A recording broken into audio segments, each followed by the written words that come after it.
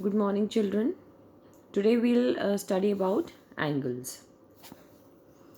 Angles क्या होते हैं और कैसे बनते हैं बेटा? सबसे पहले आपको ये बताना ज़रूरी है, अगर दो rays like this is one ray, this is the other ray, अगर वो सेम पॉइंट से स्टार्ट होते हैं तो ये जो फिगर बनता है that is called angle.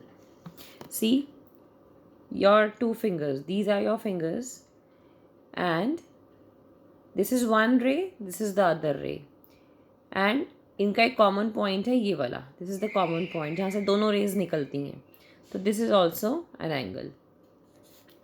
Now look here. In other words, if I say two rays with a end point, with a common end point form an angle, means दो raise जिसका एक कॉमन पॉइंट होता है, जो एक common point पर meet करती हैं, like ray P Q and ray P R. They are meet, both rays are meeting at point P. दोनों रेज कहाँ पर मिल रही हैं बेटा? पी पॉइंट पर. तो यहाँ पर क्या बन रहा है आपका? Angle. This is called vertex. जहाँ पर ये दोनों रेज मिलती हैं उस कॉमन पॉइंट को हम बोलते हैं वर्टेक्स. अब आप बहुत सारी चीज़ें देख सकते हैं जिसमें आपको एंगल्स नज़र आएंगे. See, this is an angle. Okay, this is an angle in Caesar, and this is the common point where the two rays meet. This is an angle, this is an angle, this is an angle. Watch में आपको angle मिलेगा. तो how to name an angle now? ठीक है, अभी तो हमने आपको समझाया कि एंगल कैसे बनता है. अगर दो रेज एक कॉमन पॉइंट पर मीट करती हैं, इस कॉमन पॉइंट को आप वर्टेक्स कहते हैं, तो एंगल बनता है. अब एंगल को नेम कैसे देते हैं? An angle has one vertex and two arms. You can name the angle A B C. जो आपका वर्टेक्स है उसको आपने बीच में, सेंटर में रखना होता है. तो अगर आप नाम देना चाहते हैं ऐसे, it is A B C and this symbol होता है एंगल का this one. This is the symbol of angle. Means if you want to write the name of angle, first of all you have to put this symbol. Then A B C. Vertex बीच में आएगा. चाहे आप angle का नाम यहाँ से start करें या यहाँ से, vertex will come in the center. So angle A B C. और आप इसका क्या नाम दे सकते हैं? Angle C B A. आप दोनों नाम सही हैं. या फिर एंगल B, क्योंकि एंगल आपका वर्टेक्स पे बनता है, तो दिस इज एंगल B. तीन तरह से आप इसके नाम दे सकते हैं, ए बी सी, सी बी ए और angle B. While naming an angle, the vertex is always written in the middle. For example, in angle ABC, B is the vertex और वो मिडल में है. अब एंगल का आप किसी स्मॉल लेटर से नाम भी दे सकते हैं, लाइक एंगल A, और एंगल 2 किसी नंबर से भी दे सकते हैं. ओके. Comparison of angles. अब एंगल्स का कंपेयर कैसे करते हैं? एक आर्म को अगर मैं फिक्स कर दूं, सपोज ये वाली आर्म फिक्स है और दूसरी आर्म को हम रोटेट करें, कभी इधर कभी ऐसे, तो मतलब वर्टेक्स के अलॉन्ग आपको उसको मूव करना है. An angle in which the arms are open wider, जिसमें दोनों आर्म्स में गैप ज़्यादा है, वो एंगल बिगर है. अब ये देखो, इन दोनों के आर्म्स में गैप कम है, इन दोनों में ज़्यादा है, तो this is the bigger angle as compare to this. So angle 1 is greater.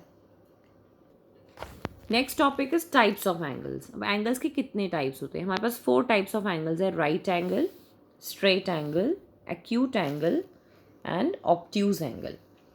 Now right angle. In angle EDC, the rays DC and DE make an angle in the shape of letter L. जो आपका angle L letter की shape में होगा, ठीक है, उस angle को आप राइट एंगल कहते हैं. ये आपको डोर्स में, आपके टेबल टॉप के कॉर्नर्स में आपको यही एंगल दिखेगा. रेक्टेंगुलर शेप में 90 डिग्री होते हैं सारे के सारे एंगल्स. एंगल्स कहाँ बनते हैं? कॉर्नर्स पर. ठीक है. So one of its arm is horizontal. Horizontal is like this and one of the other arm is vertical. So this angle in the shape of L, that is called vertical, that is called right angle. Next is like in your book, see in your book, look at your book.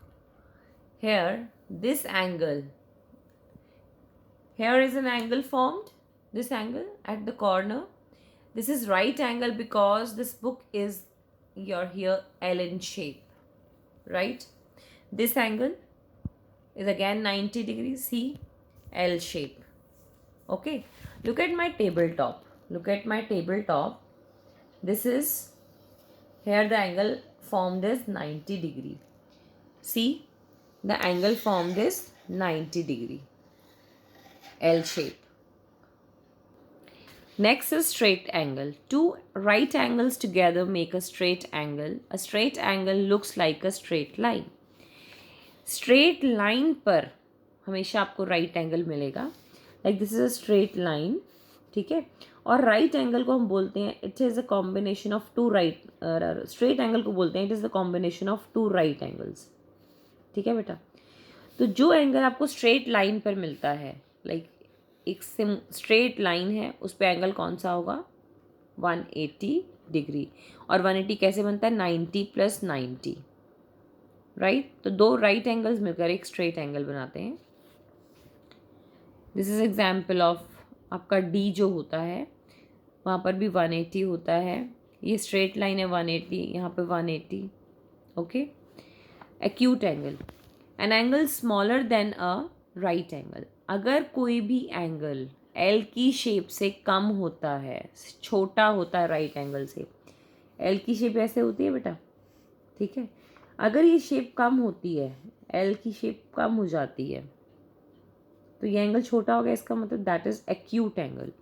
सो वो angle जो right angle से छोटे हैं, that they are acute angle. जैसे ये वाला angle right angle से, ये राइट एंगल है but this angle is less than right, क्योंकि एल शेप तो हमारी ऐसे होती है बेटा. ये एंगल अंदर की तरफ बेंड हो गया. So this is the smaller one.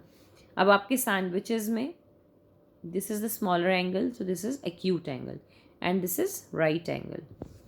Obtuse angle, an angle greater than a right angle but smaller than a straight angle, that is called an obtuse angle. Obtuse angle greater than 90 होता है but less than 180 होता है, that is your obtuse angle. See, like this, L की shape से ज़्यादा खुलेगा. L की shape ऐसे होती है बेटा, उससे जो एंगल ज़्यादा खुलता है, यानी उससे एंगल ग्रेटर होता है, that is obtuse. So this is all about the introduction of angles. Let's start exercise.